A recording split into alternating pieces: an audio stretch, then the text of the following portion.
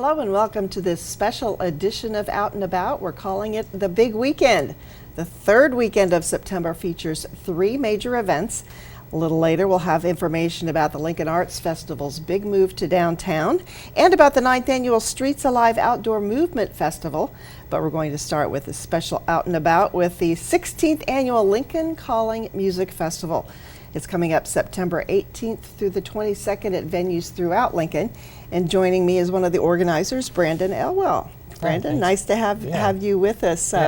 You work at Zipline Brewing. We'll talk a little bit about that connection a little later. But one of your jobs was as the booking person, booking the bands. How many bands this year, and who are some of the highlighters? So basically, we've got about 90 bands throughout 3 days of music.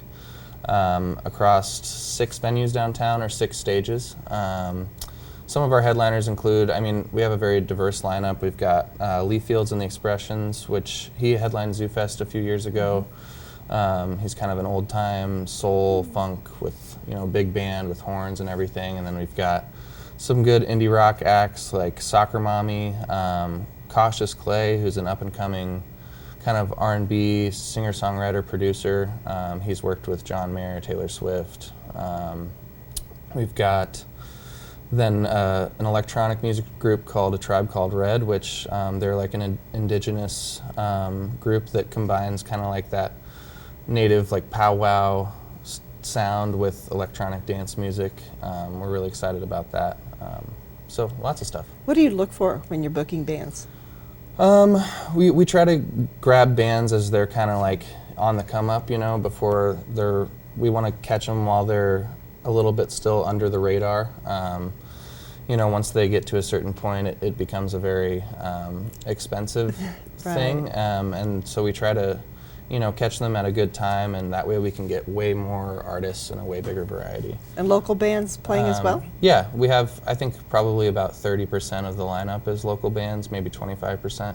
The rest are, touring, smaller named bands that are just trying to get their name out there as well. So now, as the festival has grown, there's also things that have kind of grown up around it, some related events. Tell us about the programs that are taking place on wellness, entrepreneurship, that kind of thing.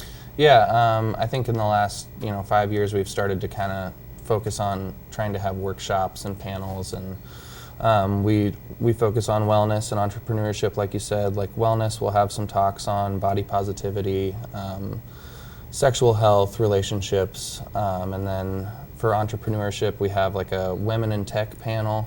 We're talking about tech startups, and we have a G-Beta panel, which is going to be like for basically music entrepreneurs, people that are trying to take their art to the next level and form an LLC or whatever it may be. All right.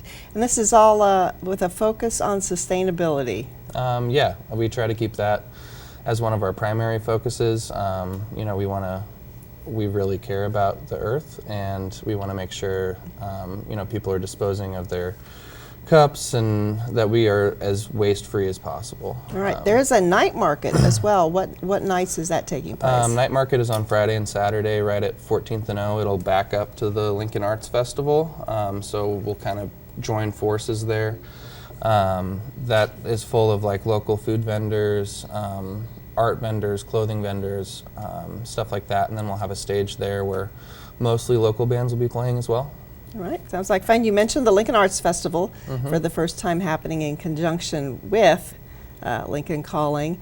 What kind of energy does that bring to your festival? I think it kind of just expands the market. I think there are a lot of people that still don't know about Lincoln Calling, and vice versa, people that don't know about the Lincoln Arts Festival going on. So I think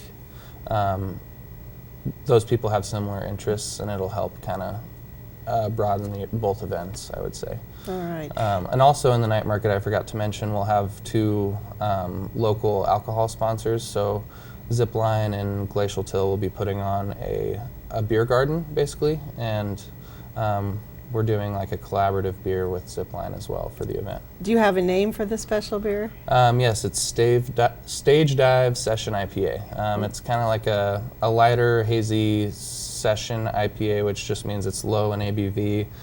We added some orange to it, make it very drinkable for a wide variety of people. All right, and you're still looking for some volunteers to help out as well. We are, yeah. It's you can sign up through our website. You can kind of pick and choose what shift you want to work. It's just one 5-hour shift, and that gives you a free 3-day pass for the whole festival. All right, and the 3-day pass really is the way to go if you want to just sample go from venue to venue. Yeah, I mean you can go to every venue. You can go to all the panels and workshops.